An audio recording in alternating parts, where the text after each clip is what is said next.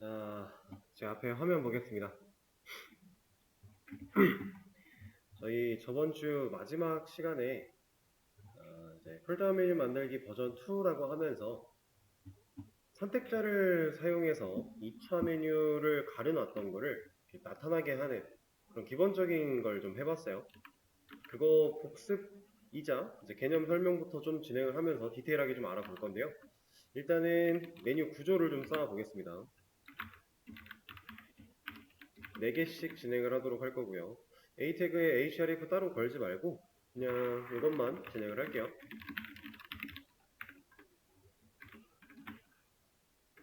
자, 2차 메뉴, 3차 메뉴까지 같이 놓고 볼 겁니다.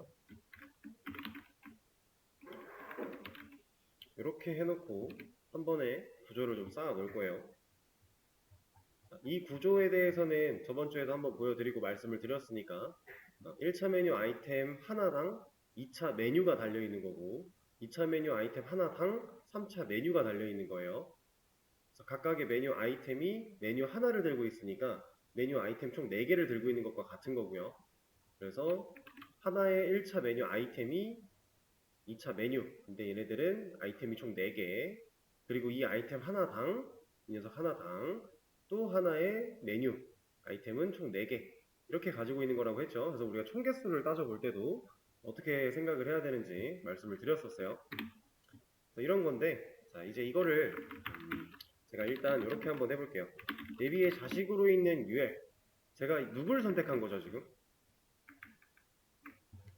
자, 이게 아직 딱 확실히 떠오르지 않는다면 이렇게 생각하면 돼요. 얘는 메뉴 박스고요. 얘는 메뉴죠. 네, 좀 더 디테일하게 1차 메뉴입니다. 그리고 li는 1차 메뉴 아이템이고요. a가 1차 메뉴 아이템의 텍스트예요. 그죠? 당연히 1차 메뉴 아이템 텍스트의 형제로 붙어있는 이 녀석이 2차 메뉴가 될 거고요. 그 다음에 li가 또 2차 메뉴 아이템이 될 거고 이 a가 2차 메뉴 아이템 텍스트가 되겠죠? 그럼 그 밑에 있는 ul은 이제 3차 메뉴가 될 겁니다. 그 다음에 그 밑에 있는 li 이 녀석이 3차 메뉴 아이템이 될 거고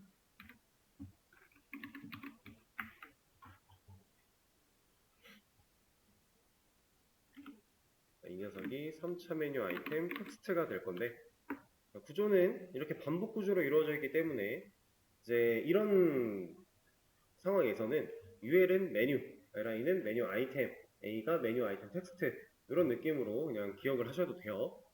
자, 그럼 제가 다시 질문. 얘는 뭘 골랐다고요? 내비, 메뉴 박스의 자식으로 있는 ul이라고 했어요. 이거는 정확하게 1차 메뉴를 골라낸 거죠. 제가 이 녀석한테 도더를 하나 씌워보겠습니다.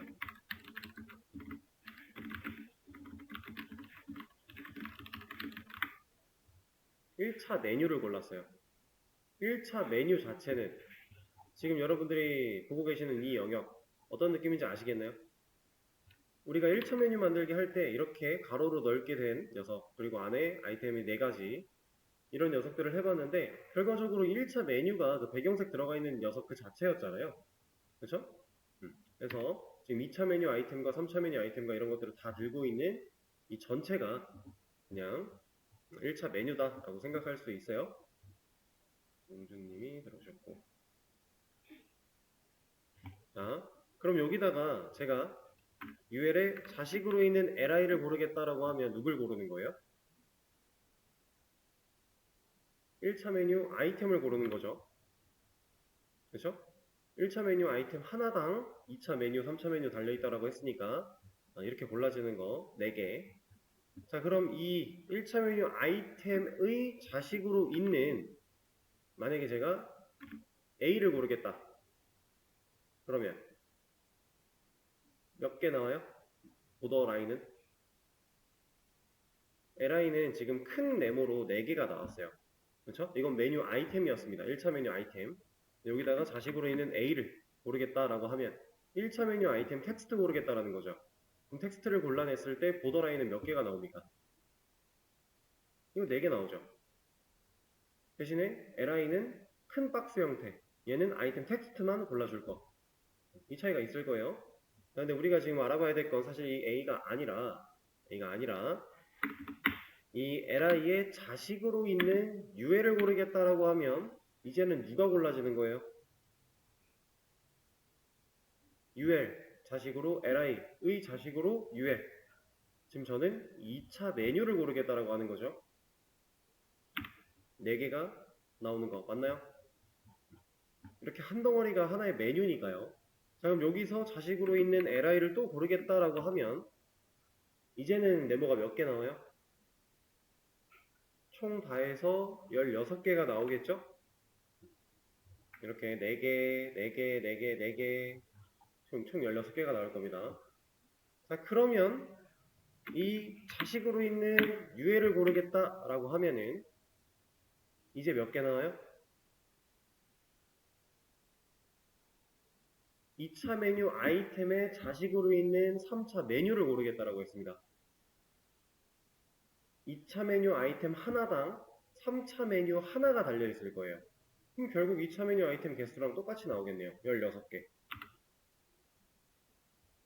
그렇죠?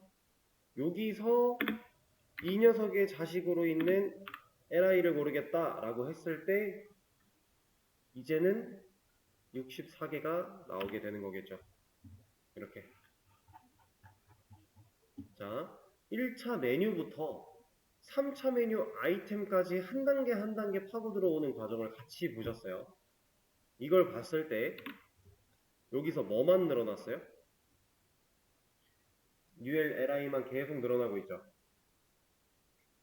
이게 가능한 이유는 우리가 마크업을 애초에 반복 구조로 해놨기 때문에 1차 메뉴, 2차 메뉴, 3차 메뉴 결국에 메뉴가 시작되면 UL이 나타나는 거고 그 UL의 자식으로 LI 그 녀석들은 각 차수의 메뉴 아이템이 될 거고 그 메뉴 아이템의 자식으로 들어있는 A가 메뉴 아이템 텍스트가 될 거니까 이 반복 구조를 우리는 쭉 이어져 내려왔으니까요. 그렇죠? 자, 그럼 여기서 보더는 이제 그만할 거고요. 제가 1차 메뉴의 자식으로 있는 메뉴 아이템의 자식으로 있는 UL 이 녀석을 디스플레이 논을 해볼게요. 자, 저는 지금 누구한테 디스플레이를 논으로 준 거예요? 제가 고른 선택자 얘는 2차 메뉴겠죠? 3차 메뉴일 수 있나요? 없죠. 명확하게 자식관계로 딱딱딱 한 단계씩만 판단을 하고 있어요. 그래서 우리는 지금 2차 메뉴한테 디스플레이 논을 했습니다. 3차 메뉴는 왜 가려졌죠? 왜 화면에 1차 메뉴밖에 안 남았어요? 2차 메뉴의 안쪽에 3차 메뉴가 들어있던 거예요. 근데 2차 메뉴 자체가 통으로 가려졌기 때문에 그 안에 들어있는 3차 메뉴도 가려진 것처럼 보이는 거죠. 자, 그러면 제가 1차 메뉴 아이템에 마우스를 올렸을 때 1차 메뉴 아이템 이 li한테 마우스를 올렸을 때 2차 메뉴를 디스플레이를 블락으로 바꾸겠다라고 하면 제가 이 메뉴 아이템에 마우스를 올리면 벌써 지금 올라왔죠. 이렇게 올리면 2차 메뉴랑 3차 메뉴가 같이 나오겠죠. 따로 가려놓지 않았으니까 2차 메뉴가 안 보였기 때문에 가려진 줄 알았던 3차 메뉴니까 같이 나오고 있습니다. 근데 이렇게 나오는 건 사실 별로 썩 좋지 못해요. 그래서 우리가 3차 메뉴도 독단적으로 가려놔야 돼요. 그러면 3차 메뉴 가리는 거를 이렇게 한번 써볼까요? 이러면 저는 3차 메뉴를 선택을 해 놓은 거겠죠? 2차 메뉴의 자식으로 있는 메뉴 아이템의 자식으로 있는 UL이니까요. 이제 3차 메뉴도 가려졌어요. 2차를 보려고 해도 안 나와요, 이제. 마우스 올려도 안 나옵니다. 보이게 하는 거 아직 안 했으니까. 자, 그러면은 이 녀석한테 이제 마우스를 누구한테 올려야 된다고요? 3차 메뉴를 보이게 할 건데 이 3차 메뉴가 나타나게 할 건데 이 녀석을 보려면 누구한테 마우스가 올라가야 돼요? 제가 1차 메뉴 아이템에 마우스를 올렸을 때 2차 메뉴가 나오는 방식으로 갔어요. 3차 메뉴가 나올 거면은 2차 메뉴 아이템에 마우스가 올라가야겠죠. 그래서 이 앞에다가 호버를 넣어주게 되면은 이제 어떤 식으로 동작을 하느냐. 2차가 나옵니다. 올라가면 3차가 나와요. 3차 다음에 4차가 없으니까 다른 메뉴로 넘어가도 그에 해당하는 3차가 새로 나오는 거죠. 이런 식으로. 이게 이제 저번 주에 말씀드렸던 그 문제 상황에서 최종적인 모습이에요. 모습인데, 자, 이걸 한번 이제 볼게요. 2차 메뉴 가리고, 2차 메뉴 가리고, 3차 메뉴 가리고, 2차 메뉴 나타나는 거, 3차 메뉴 나타나는 거 따로따로 썼어요. 자, 만약에 메뉴가 200차까지 있다라고 해볼게요. 이거 언제 다 쓸 거예요? 결국 반복 구조인데. 그쵸? 그래서 우리가 이거를 매 순간순간마다 그 몇 차 메뉴에 대한 가리고 보여주기 이거를 매번 다 기록을 해주지 말고 적어주지 말고 좀 편하게 해보자 라고 하는 개념으로 생각을 해보면은 자, 제가 이렇게 하면 저는 이제 이걸로 누구 고른 거예요? 이건 이제 선택자에 관련된 공부인데요. 얘는 누굴 고른 거죠? 지금 제가 내비에 후손으로 있는 UL의 자식으로 있는 LI의 자식으로 있는 UL이에요. 이건 누굴 골랐을까요? 포함되는 것들을 다 한번 생각을 해볼까요? 지금 현재 우리 마크업 상황에서 자 일단 내비의 후손 UL이면 자식은 후손이죠. 그 다음에 이 자식 말고도 밑으로 내려가다가 만나는 후손 이 녀석도 후손이 맞죠? 이 녀석도 후손이네요. 그럼 지금 우리가 3차 메뉴까지 있으니까 이만큼만 봤을 때 가능한 UL들은 1차, 2차, 3차네요? 그렇죠? 근데 그 녀석의 자식으로 있는 LI래요. 이 녀석, 그리고 이 녀석, 그리고 이 녀석이겠죠. 그 녀석의 자식으로 있는 UL이라고 합니다. 그러면 지금 위에서부터 봤을 때는 일단 얘가 하나 골라줄 수 있겠고요. 그 다음 밑으로 내려왔을 때는 또 얘가 하나 골라줄 수 있겠고 이 밑으로는 없죠 이제. LI의 자식으로 또 UL이 안 나와요. 이제 3차 메뉴까지밖에 없으니까. 자, 그러면 제가 결과적으로 이렇게 칠한 두 녀석이 이러한 선택자로 골라진 거겠네요. 그럼 전 지금 누구를 가리겠다라고 한 거예요? 2차 메뉴 그리고 3차 메뉴를 디스플레이를 논으로 바꾸겠다라고 하는 스타일을 부여한 거죠. 두 개를 동시에 줬네요. 그렇죠? 반복 구조기 때문에 우리가 후손 선택자를 적절하게 활용을 해주면 똑같은 스타일 속성을 계속 이렇게 자식 선택자를 사용해서 늘려나가면서 명시하지 않아도 후손 선택자를 잘 적절하게 활용하면 하나의 스타일 속성으로 이 내려가는 구조 속에 동일한 녀석 구조들을 다 적용시킬 수가 있다라고 하는 겁니다. 자, 그러면 이건 어떨까요? 제가 여기다가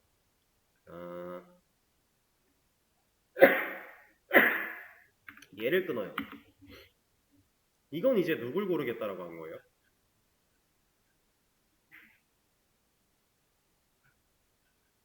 아까처럼 한번 따져볼까요? 이렇게 따지니까 별로 어렵지 않죠? 자, 내비의 자식으로 있는 뉴엘이에요. 일단은 얘밖에 없어요. 그죠? 일단 여기서 출발. 근데 이 녀석의 후손으로 있는 LI들입니다. 얘도 될 수 있고요. 얘도 될 수 있고요. 얘도 될 수 있겠죠?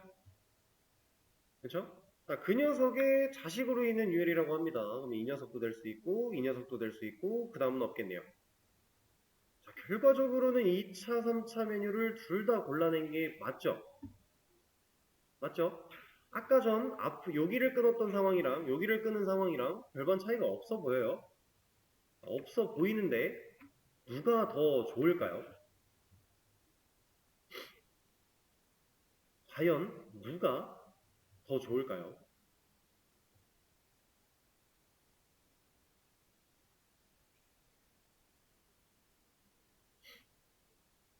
제가 말하는 좋을까요는 너무 어렵게 생각할 필요 없고요. 그냥 어떤 방식이 조금 더 효율적일지에 대해서 말씀을 드리고 있는 겁니다.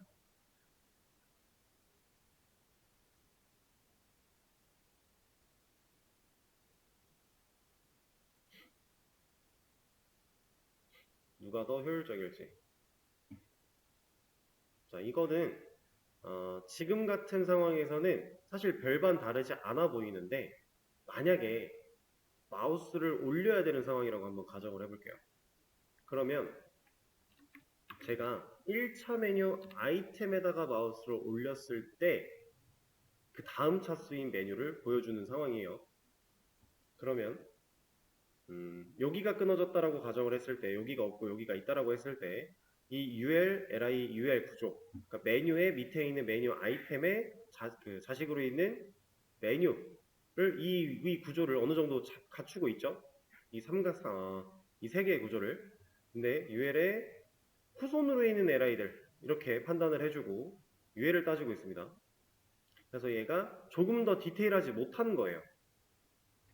지금 말하는 게 이렇게 엮을 것이냐 아니면 여기서 출발했지만 이렇게 엮고 갈 것이냐 이런 차이인데 우리는 1차 메뉴 아이템에 뭘 했을 때 2차 메뉴가 영향을 받는 게 일반적이고요. 그다음 2차 메뉴가 거기다가 뭘 했을 때 3차 메뉴가 영향을 받는 게 일반적이니까 실제로 우리가 작동을 시킬 때 무언가 조금 더 밀접한 연관성을 부여하기 위해서는 차라리 앞에 걸 끊는 게 낫겠구나 라는 식으로 이 뒤에 반복되는 구조를 잡아주는 게 낫겠구나 라는 식으로 생각을 할 수가 있습니다. 근데 이거는 상황 따라 매번 달라질 수 있는 얘기니까 내가 어떤 방식을 원하는지 고민을 해가면서 실질적으로 내 생각엔 이게 가장 베스트 같아 라고 느껴지는 걸 사용하시면 돼요.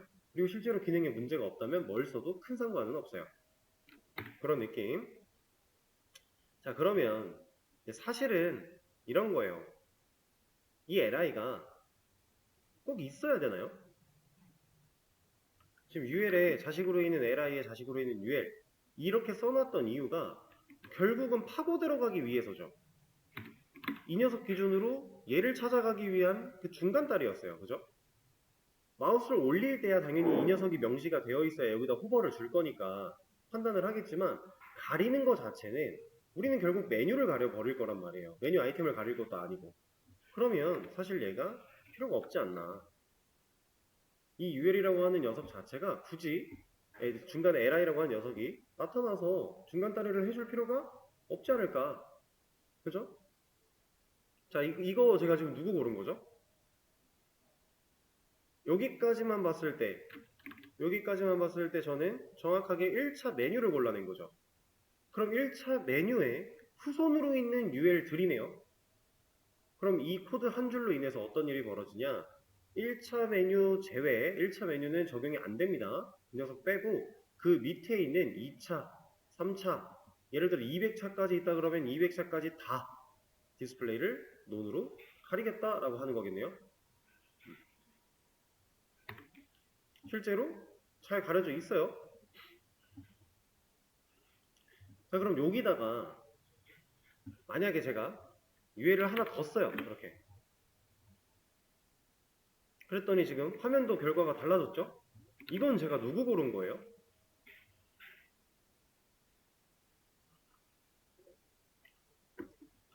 구조상 1차 메뉴고요. 1차 메뉴에 후손으로 있는 UL들인데 그 후손으로 있는 후손으로 있는 UL한테 후손으로 또 UL이 있어야 된대요. 그리고 이 녀석들한테만 디스플레이 논을 주겠대요. 그럼 2차 메뉴를 기준으로 보겠습니다. 2차 메뉴는 1차 메뉴에 후손으로 있는 UL이 맞죠? 거기까진 맞아요. 근데 2차 메뉴 자신 자체가 적용을 받으려면 거기까지여야 되는데 그 밑에 있는 UL이라고 나는 적용을 못하고 다음으로 또 넘겼어요. 그럼 2차 메뉴는 이제 더 이상 선택이 안 되는 거죠. 그럼 이 코드를 봤을 때 우리가 판단할 수 있는 거 최소 3차 메뉴부터 가리겠구나 쭉 이런 느낌이에요. 이제 반복 구조이기 때문에 이렇게 판단을 할 수가 있습니다. 그래서 지금 2차 메뉴가 가려지지 않은 상태로 나온 거고요. 자, 그러면 디스플레이를 블락으로 바꾸는 것도 한번 생각을 해볼까요?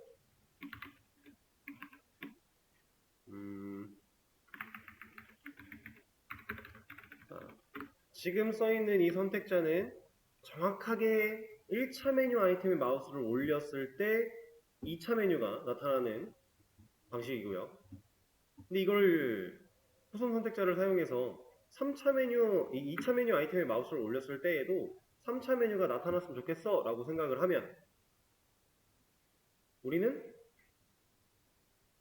제가 아까 말씀드린 게 여기죠. 이런 거죠. 여기를 끊는 게 여기를 끊어도 혹은 여기를 끊어도 결과는 같겠지만 여기를 끊어주는 게 이 관계가 조금 더 명확해질 것이다 라고 하는 부분. 여기를 끊었어요. 자, 그럼 이제 저는 여기까지는 메뉴 박스에 후손으로 있는 UL 들이면 지금 1차, 2차, 3차가 다 포함이에요. 그리고 그 녀석들의 자식으로 있는 에라이면 1차 메뉴 아이템, 2차 메뉴 아이템, 3차 메뉴 아이템이죠. 그 다음에 그 녀석의 자식으로 있는 UL이면 2차 메뉴, 3차 메뉴, 여기는 없으니까 없다. 그러면 결국 1차 메뉴 아이템에 마우스를 올리면 2차 메뉴가 블락이고 2차 메뉴 아이템에 마우스를 올리면 3차 메뉴가 블락이고 3차 메뉴는 더 이상 이 구조가 없으니까 진행이 안 될 것이고 그래서 아까 전에 4줄로 썼던 것들을 이렇게 간단하게 후손 선택자를 활용함으로써 2줄로 끝내버릴 수가 있습니다. 자, 여기까지 별로 어렵지 않죠? 그리고 이 개념을 적절히 활용을 해야 여러분들이 불필요한 CSS 작업을 덜 할 수 있고요. 그리고 그렇게 작업을 덜 하는 거에서 중요한 건 가독성이에요. 너무 똑같은 게 반복적으로 많이 쓰여져 있으면 가독성도 상당히 안 좋습니다. 그래서 후손을 적절히 활용하는 것은 반복 구조 속에 스타일 속성을 부여하는 아주 좋은 방식이다. 우리가 실제로 3차 메뉴 아이템 같은 걸 만들어내기 위해서는 이런 방식을 좀 추구를 해야 된다라고 하는 말이었습니다. 근데 중요한 건 적절하게 잘 끊어야 돼요. 필요한 곳들만. 필요하지 않은 곳들을 마구잡이로 끊어내거나 이렇게 해버린다면 전혀 다른 결과물을 얻으실 수 있을 거니까 잘 생각을 해 주셔야 됩니다.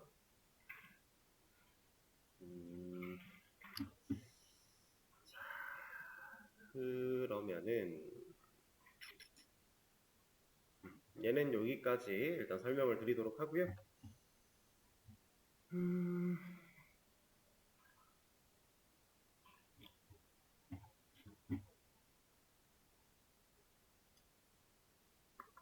요거 한번 해보겠습니다.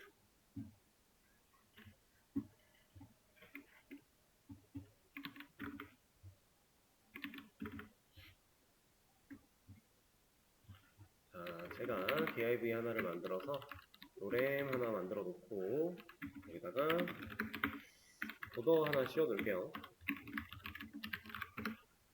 그리고 폰트 사이즈를 좀 키워주고 그 다음에 너비를 좀 고정시켜주고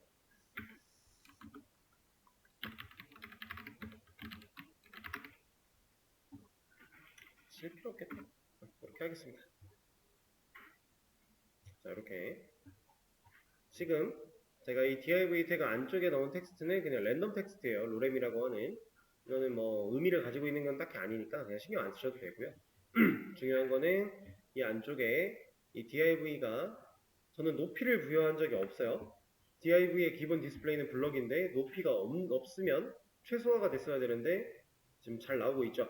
그 이유는 컨텐츠를 가릴 만큼은 최소화가 돼야 되니까 로렘이라고 하는 이 랜덤 텍스트가 이만큼 쓰여져 있기 때문에 이 녀석은 어쩔 수 없이 이만큼의 높이를 가지고 있는 거죠.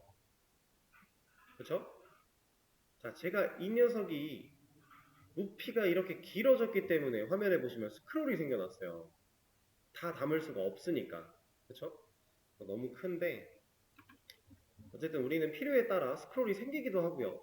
없어지기도 하죠, 이렇게. 자, 근데 이런 거를 우리가 지금 이 화면 기준으로 생긴 스크롤이었잖아요. 이거는 우리가 만들어낸 스크롤이 아니죠. 예를 들어서 지금 이 화면 기준이 아니라 여기에 써있던 여기에 지금 그려져 있는 이 빨간색 네모만큼이 내 화면이라고 가정을 할게요. 그러면 나는 이 녀석을 3줄 이상 넘어가게 두고 싶지 않아. 스크롤을 만들고 싶어 하는 경우가 생길 거잖아요. 이제 그런 것들 하나씩 좀 배워볼 겁니다. 자, 일단은 지금 이 녀석의 높이가 이만큼 생겨난 이유가 6줄이나 된 이유가 글자 크기가 좀 크고 너비가 고정되어 있기 때문이에요. 그죠? 만약에 제가 너비를 고정시키지 않는다면 얘는 한 줄로 좀 길어지겠죠. 근데 그것마저도 한 줄에 못 담기면 줄을 바꾸겠지만 그렇죠? 자, 이런 상태인데 이 녀석을 아예 한 줄로 나타낼 수가 있습니다. 근데 이 녀석을 아예 한 줄로 나타내려면 부모 div의 너비는 고정이 되었는데 얘가 한 줄로 다 되면 아까 화면 이만큼 갔을 때에도 부족해서 세 줄 나온 거 보셨죠? 그러면은 이거 한 줄로 된다 그러면 부모를 무조건 삐져나가겠네요. 네, 그렇게 만들어 버릴 거예요. 이 속성은 화이트 스페이스라고 하는 속성인데 제가 nolep이라고 하는 속성을 주게 되면 자 보이시나요? 줄을 안 바꾸죠? 근데 줄을 안 바꿨는데 화면을 벗어났어요. 그죠? 그래서 뭐가 생겼어요? 스크롤이 생겼어요. 근데 이거 누구 기준으로 생긴 스크롤? 이거는 이 하얀색 화면 기준. 제가 원했던 이 작업 공간 기준이 아니죠. 그쵸? 그래서 이 스크롤은 지금 일단 신경 쓰지 마시고 어쨌든 이렇게 줄 바꿈을 강제로 못하게 하는 부모를 심지어 삐져나갈지라도 부모를 바깥으로 나가서 이게 올바른 형태가 맞는가라고 느껴질지라도 줄 바꿈을 절대로 하지 못하게 하는 속성입니다. 그리고 이 녀석의 기본 값은 랩이에요, 랩. 얘는 그냥 줄 바꿈을 해 라는 뜻이에요. 필요하면 해. 노랩은 절대 하지 마 라는 거고요. 자, 그러면 이제 얘를 노랩으로 했을 때 화면 기준으로 생겨난 이 스크롤 말고 애초에 제가 말했던 이 빨간색 네모 영역 안쪽에서 스크롤이 좀 생겼으면 좋겠어 라고 하는 거 자, 오버플로우라고 하는 녀석이 있습니다. 오버플로우 얘는 이제 넘쳐 흐른 부분에 대해서 어떻게 처리할 거냐 라는 뜻인데 이 오버플로우 여기다가 제가 첫 번째로는 이걸 한번 써볼게요. 히든 넘어간 거 다 어디 갔죠? 없어졌어요. 자, 없습니다. 제가 이렇게 드래그를 해서 글자를 좀 이렇게 보려고 해도요. 없어요. 실제로 드래그가 안 돼요. 안 보이죠? 얘는 진짜 없나요? 히든 뜻이 뭐예요? 숨기는 거죠. 오버플로우 넘쳐 흐른 부분에 대해서 나는 숨기겠다라고 한 거고요. 자, 개발자 도구를 한번 들어가서 셀렉트 모드를 열어볼게요. 자, 이 녀석을 선택하면 이제 우리가 만들어 놓은 이 div 안쪽에 영역이 들어있을 건데 여기에는 원본이 들어있어요. 진짜 말 그대로 숨겨놓기만 한 겁니다. 이렇게 들어가서 보면은 숨겨진 부분들이 다 나타나요. 이게 오버플로우. 아니, 오버플로우를 히든으로 준 거. 자, 그러면 히든 말고, 오버플로우에다가 스크롤이라고 주겠습니다. 스크롤. 자, 이제 어떻게 됐죠? 스크롤 바가 우리가 원했던 영역 기준으로 생겨났죠. 그죠? 자, 근데 여기 보시면은 가로 스크롤은 지금 필요해요. 줄을 바꾸면 안 되는 상황인데 얘가 줄을 바꾸지 않을 거면 텍스트가 길어질 거니까 부모를 밖으로 나갈 거니까 가로 스크롤은 필요합니다. 근데 세로 스크롤은 이거 왜 있어요? 심지어 비활성화되어 있는데 필요 없는데 만들어진 거죠. 그럼 이거 오히려 깔끔하지 못할 수 있잖아요. 그쵸? 자, 우리가 준 스크롤이라고 하는 이 속성, 이 값은 스크롤이 필요하든 필요하지 않든 만들어내요. 대신에 필요하지 않은 부분은 비활성화를 걸어줍니다. 필요한 부분은 그냥 활성화가 되어 있는 거고. 스크롤은 그런 옵션. 자, 여기를 오토라고 넣어볼게요. 방금 전 스크롤과 달라진 점은 가로 스크롤은 있어요. 세로 스크롤이 없죠. 자, 이 녀석은 필요한 부분에 대해서 스크롤을 자동으로 만들어주는 겁니다. 근데 필요하지 않은 부분은 안 만들어요. 이렇게.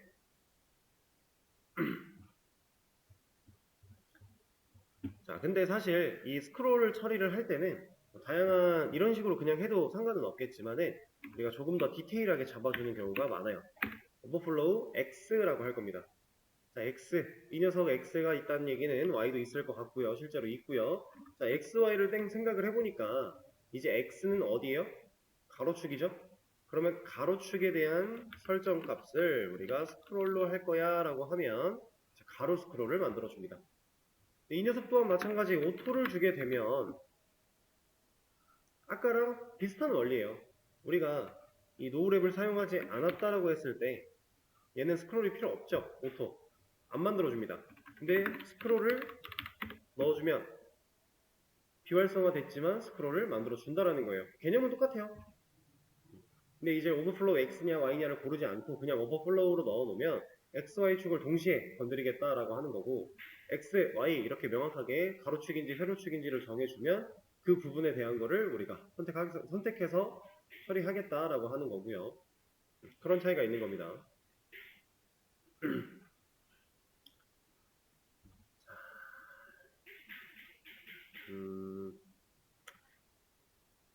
그러면은 이번엔 요거 한번 해볼까요?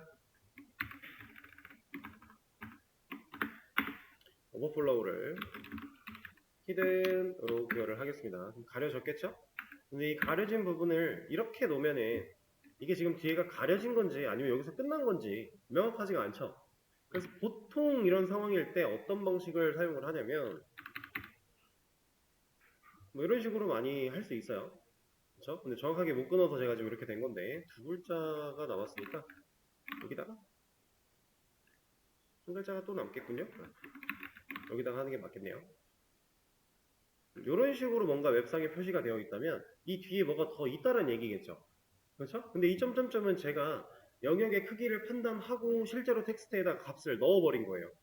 그럼 이게 원본에 이 점점점이 들어간다는 얘기죠. 사실상 좋지 못하겠네요. 그래서 이런 걸 또 처리할 수 있는 방식으로 텍스트 오버플로우라고 하는 녀석이 있습니다.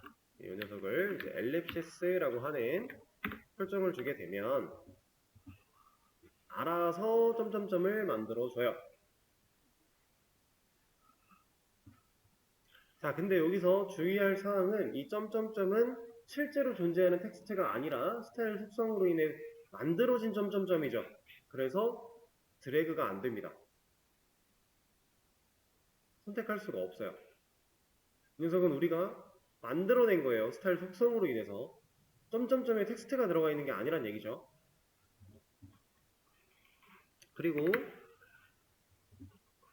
오버플로우 부분이 히든으로 되어 있지 않다면 사용할 수 없는 옵션이에요. 넘쳐 흐른 부분에 대해서 숨겨져 있을 때 쓸 수 있는 속성 중에 하나입니다. 애초에 숨겨지지 않았다면 이 텍스트 오버플로우가 숨겨진 글자에 대한 처리인데 글자가 숨겨지지 않으면 당연히 못 쓴다라는 거겠죠. 자, 이제 이런 개념들을 배워봤어요. 이 스타일 속성들, 얘네들 텍스트 오버플로우, 오버플로우, 화이트 스페이스 이런 녀석들한테 정확하게 더 어떤 값을 줄 수 있는지 더 디테일하게 궁금하신 분들은 W3 스쿨즈 같은 데 가서 찾아보시면 알 수 있으니까 알아보시면 되고 지금 우리가 배운 내용은 사실 3차 메뉴 만들기에 필요한 녀석들만 집중적으로 배운 거예요. 이 엘리시스는 그냥 논외로 하나 더 배운 거고 기본적으로 필요한 녀석들이다. 그리고 이제 오버플로우 히든 같은 경우는 이거 하나만 더 말씀드리면 좋을 것 같은데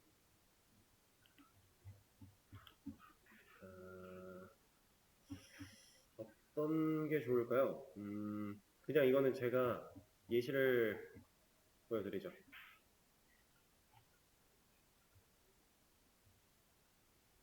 아니야 이거 말고 잠시만요. 제가 좀 찾고 있습니다.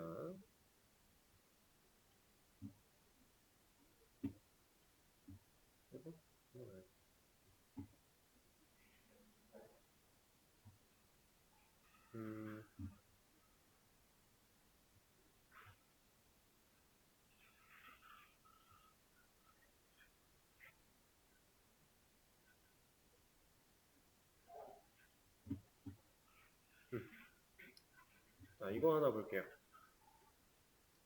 자, 뭔가 이제 뭐 쇼핑몰 페이지 같은 느낌으로 연습하기 위해서 만들어놨던 사이트 그런 이제 방식인데 이미지에 이렇게 마우스가 올라가면요. 지금 이 뷰라고 하는 하얀색 글자도 나왔고요. 그리고 뒤에 있는 이미지가 좀 커지죠. 커지면서 배경이 좀 탁해지고 그죠? 이 중에서 우리가 방금 전에 배웠던 오버플로우 히든을 사용한 부분이 있어요. 어딜까요? 방금 이렇게 마우스가 왔다 갔다 하면서 벌어지는 이 상황 속에 오버플로우 히든이 사용된 거. 얘는 이미지겠죠? 자, 마우스를 올리면 이미지가 커집니다. 이미지가 커지는데 제가 다른 이미지를 사용한 걸까요? 그건 아니에요. 이 이미지는 원래 이렇게 보여지던 이미지를 마우스가 올라갔을 때 스케일이라고 하는 걸 사용해서, 스케일 저번에 봤죠 우리? 트랜스폼에 있는 스케일, 이걸 사용해서 얘를 키운 거예요, 크기를. 근데 이미지는 또 비율을 가지고 있으니까 얘네가 가지고 있는 비율대로 커지겠죠? 퍼센트로. 자, 커졌습니다. 커진다라는 건 원래 이 녀석이 이만한 사이즈로 이 자리 안에 갇혀 있어야 되는데 이 자리를 벗어나서 이것보다 더 커지겠다는 얘기잖아요. 사이즈가 커진 거니까 그 자리에서. 그래서 실제로 얘는 이미지가 한 이만큼 커져요. 그렇게 되게끔 만들었어요. 근데 커졌는데 이 커진 이미지를 그대로 보여주면 다른 애들이 영향을 받을 거잖아요. 그래서 오버플로우 히든, 넘치어 흐르는 부분을 가리겠다라고 한 겁니다. 그러면 이런 식으로 처리를 할 수가 있고요. 자, 그리고 이미지에 마우스 올렸더니 하얀색 글자가 생겨났어요. 이 글자 누구를 가리고 있죠? 이미지를 가리고 있죠. 자, 이미지를 가리고 있다. 우리가 알고 있는 HTML 태그와 CSS 속성으로 뭔가를 작업할 때 일반적인 상황에서는 겹치는 게 불가능해요. 근데 지금 얘는 겹쳐 있다는 얘기죠. 이미지를 가리고 있는 거니까. 이미지 위에 올라와 있다는 거예요. 그러면 이 뷰는 뭐가 들어가 있어요? 포지션이 앱솔루트가 들어가 있겠죠. 유령이지 않고서는 이미지 위에 올라올 수 있는 방법이 없으니까. 그렇죠? 우리가 배웠던 것들을 활용하면 이런 거를 만드는 게 가능하다라고 하는 겁니다. 그리고 뭐 마우스 올라갔을 때 뭐 여기다가 밑줄이 그어진다. 이거는 뭐 텍스트 데코레이션을 언더라인 같은 걸 넣어서 처리를 한 거고요. 호버했을 때. 그런 겁니다. 그리고 이 배경색 같은 경우도 사실 어렵지 않아요. 이거 이미지 위에다가 필름 씌우는 것처럼 이미지가 있으면 그 위에 이렇게 약간 투명도, 검은색인데 투명도를 좀 가지고 있는 이런 필름지를 하나 또 위에 올려놓은 거예요. 그럼 결국에 얘도 유령이겠죠. 그리고 이 위에 뷰라고 하는 글자를 이렇게 만들어서 올린 겁니다. 그런 식으로 겹겹이 구조를 쌓으면 마우스가 올라갔을 때 이런 효과를 볼 수가 있는 거예요. 우리가 배웠던 것들을 종합적으로 활용을 하면 이런 것들도 가능합니다. 그래서 오버플로우에 대한 부분은 실제로 이런 활용을 많이 하니까 잘 알아두시면 좋고요. 자, 그러면은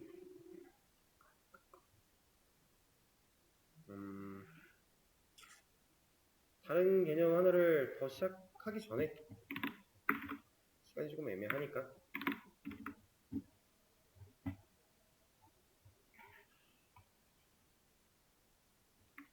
간단하게 이거 문제 하나만 먼저 풀겠습니다.